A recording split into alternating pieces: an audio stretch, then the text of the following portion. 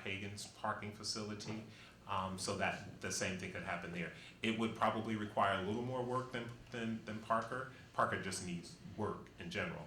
But in terms of reconfiguring the parking area, Hagen would need a little more work there. And my last question for now, for our benefit and the benefit of the public, and obviously you can just say $49 million, spend it off the schools.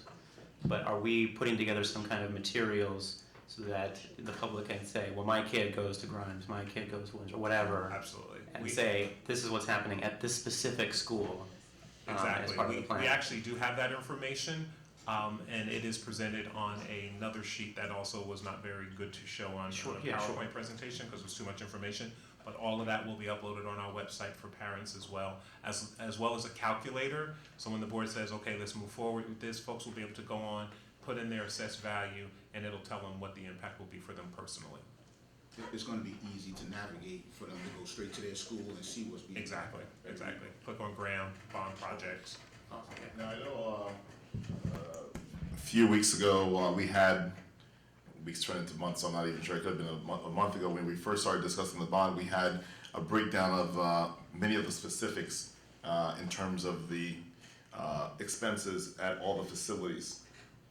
And my question is, will we be revisiting that now that the numbers have changed to look at specifically what's going to be included? One of my biggest concerns is that the last time when the price tag was roughly about the same, when we were initially evaluating this, was that there was no line item for lighting throughout the properties, and lighting throughout the properties is really shoddy at best. You go there at night, it's very dark, especially in the winter months when it gets dark quickly, and so besides the safety issue, it's just it's just not a pleasant place to be around the properties with the lighting conditions. So I want to just make sure that this bond, the expenses, there's a line item somewhere that deals with lighting throughout all the properties. I mean, if you go to Traphagen and you look at all the light fixtures, they're all broken. So that's one. And number two, as a board, I find it very uncomfortable to sit up here, especially when the public has a comment and we just sit here and we tell them no, they can't speak. I know there's two sessions that we have. One is a work session when we don't allow public comment, but then we have this session where we do. And I know we have a procedure in place where they first get on the list and they speak in the beginning. But if we have things that we do discuss, there should be an opportunity maybe towards the end to take public comments once more based on our discussions. Thank you. You're welcome.